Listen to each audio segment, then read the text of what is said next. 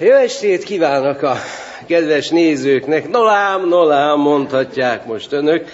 Ismét itt a Vitrai, a közszolgálati csatornán. Hát hosszú sora van ennek, ezzel most nem mutatom szíves mindnyájukat, bár tudom, hogy a frász majd kitöri önöket, olyan kíváncsiak, hogy miért. De hogy az egyik kollégám, a nagy médiamogul mondaná, lényeg a lényeg. Az emlékek tárházában lapozgatván most nézzenek meg egy olyan riportot, amelyet majd egy évtizede rögzítettünk, a hanghibáért előre is szíves elnézésüket kérem. A fiatal ember, aki velem szemben ül, akár egy is lehetne a sok ezer hasonlókorú ifjú közül, hosszú haj, legalábbis az enyémhez képest hosszú, ugyebár, borostás arc és egy mondhatnó kinyúlt twist pulóver, a fiatalember azonban minden látszat ellenére honatja. A Fiatal Demokraták Szövetsége, vagy röviden Fidesz. Hogy tetszett mondani ezt? Fidesz. Jó, majd megpróbálom megjegyezni. Vagyis a Fiatal Demokraták Szövetsége. Tehát röviden a Fidesz. Így van. Na látja, fog ez nekem menni. A Fidesz rendszerváltó párt, ha a helyünket kellene definiálni. Gondolom, akkor nagy bajban lennének. Korán sem. Jobb-közép liberális, a szociáldemokrata értékeket és kritikával elfogadó tömegpárt vagyunk. Szabad érdeklődnöm, hányan vannak a Fidesz tagok? Én, a Laci, meg a Jóska. A Szájer Jóska. Hát ez így nem kifejezetten egy tömegpártra jellemző struktúra, tisztesség, nehesség szólván. Na, hogy úgy apostrofáljam, emelnék ki néhány esetleg természetes szövetségest az elébb említett számtalan közül.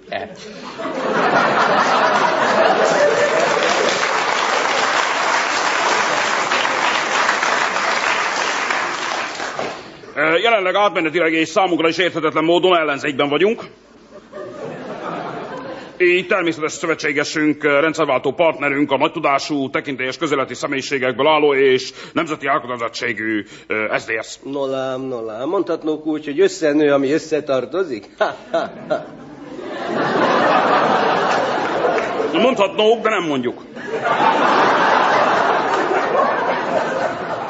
A kommunistákat viszont nem állhatjuk, de a konstruktív utódpárt, az MSZP néhány kreatív személyiségével, elsősorban üzleti vonalon igen jó kapcsolataink vannak. Ha már a kommunistákat említette, aggódva, és a tőlem megszokott teljes empátiával kérdeném, sokat üldözték magát az említettek?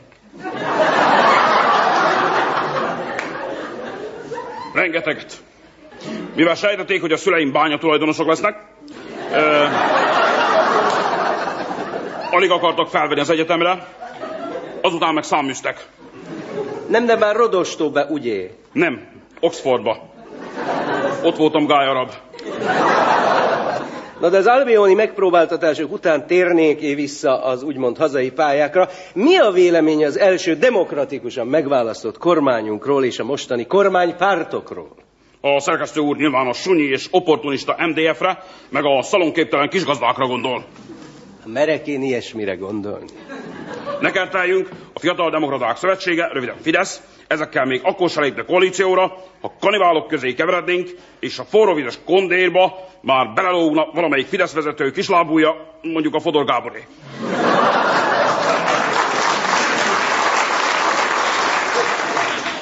Hát kérem szépen, ennyi a korabeli bejátszás, kedves nézőink, most, hogy visszatértem úgymond a szabadság terére, mint tetszenek tudni előzetesen, elvállaltam, hogy én fogok interjúkat készíteni a miniszterelnök úrral, de sajnos ez a divatos szóval élve projekt nem jött létre. Szerda reggelenként teniszezem, vasárnap reggelente meg hál' Istennek még alszom olyankor. De mivel ebben az évezredben már nem nagyon adatik meg nekem, hogy egy miniszterelnökkel diskurálhassak, elveim fenntartása mellett esélyt adtam a kormányfőnek. Új műsorom munkacíme ez lenne, csak ülök és mesél. Az úriember, aki velem szemben ül, akár egy is lehetne a sok ezer tőzsdei bróker közül, divatosra nyílt rövid frizura, akárcsak az enyém, simára beretvált markáns, arc diszkrét aftershave illattal és egy kifogástalan szabású Bosch öltöny. Ha jól látom, MS, magam is ezt a méretet hordom. Úgy gondolom, hogy a Fidesz Magyar Polgári Párt... Már megbocsásson, de ezek szerint a párt hivatalos nevéből eltűnt a fiatal és a demokrata jelző. Vagy mi ennek az oka? Melyiknek? Úgy értem, ha most kellene definiálni a Fidesz Magyar Polgári Párt helyét... Akkor nagy bajban lennénk. Hát tegyünk rá mégis egy kétségbeesett kísérletet, ha csak a nézők kedvéért is. Nos, a polgári értékrendek mellett rendeződő középjobb irányultságú, a kozmopolita liberalizmust és a szociáldemokrata álorcát nyíltan tagadó, kifejezetten rokonszenves párt vagyunk. Hát mit nem mondjak, ennek okán nyilván szövetségeseik tábora is, ha jól sejtem, némileg átrendeződött. Természetes szövetségesünk a rendszerváltó hagyományokat híven őrző tömegpárt, az MDF, valamint az erkölcsiségében is makulátlan kisgazdapárt. Mondhatnók, az egész kontinensen nagy érdeklődést váltott ki azon bejelentése, miszerint az Európai Unión kívül is van élet. Ezt hittel vallom. Ezt egy percig sem bátorkodtam volna kétségbe vonni, de ha már az Európai Unión kívüli relációkban gondolkodnánk, nevesíteni, hogy mely országokra gondolt? Nos, itt van például egy általam és a Fidesz Magyar Polgári Párt által is igen nagyra becsült nép, a török. Igen, hát érveinek súlya alatt magam is szinte megrodjanok, de hadd szabadjon megjegyeznem, azért nem lenne kimondottan káros a törököknél valamivel tőkeerősebb partner is akadna, egy-kettő. Nos, a török tőkeimport minden ellenkező híresztelés dacára igen jelentős. Ismerünk olyan török vállalkozót, aki egy nap alatt 14 magyar cégbe fektetett be. Nem mondjak, komolyan? Nem.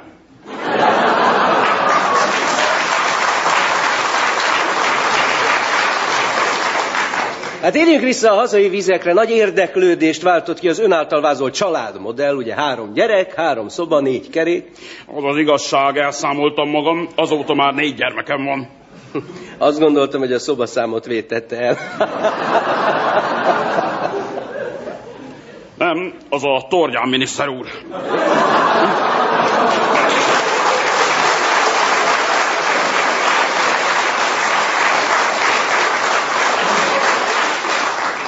Nem kerülhető meg a kérdés, hogy nemrégiben listát készített azokról az újságírókról, politikusokról, értelmiségiekről, akik, most önt idézném, külföldi orgánumokban hazánk jó hírnevét rontják. Valóban létezik ilyen lista? Természetesen nem létezik. Pontosabban az nem egy lista, hanem csak egy neveket tartalmazó felsorolás.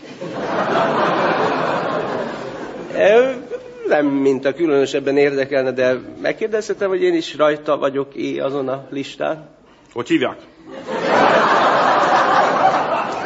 Ez a kollégák és a nézők maguk között csak Vitrainak hívnak. Vitrai? Igen, rajta van a Vitányi és a Vitrgó között. És ki húzna? Természetesen. Yeah. De megkérhetném, hogy úgy húzzam már ki, hogy ha a listát a fény felé tartják, akkor azért látszódjék, hogy valamikor rajta volt.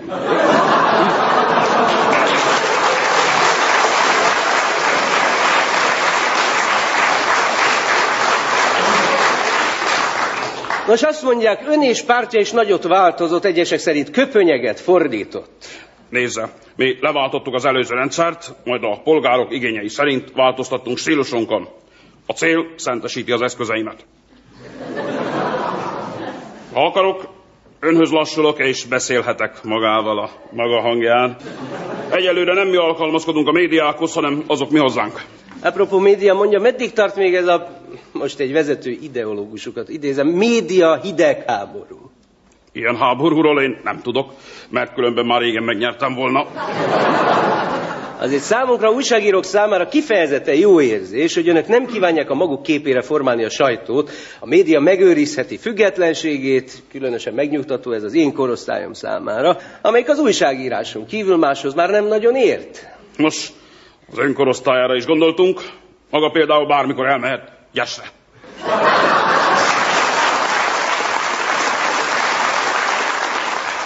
Csak ülök és mesél címmel Frunkó Barnabás írását hallották.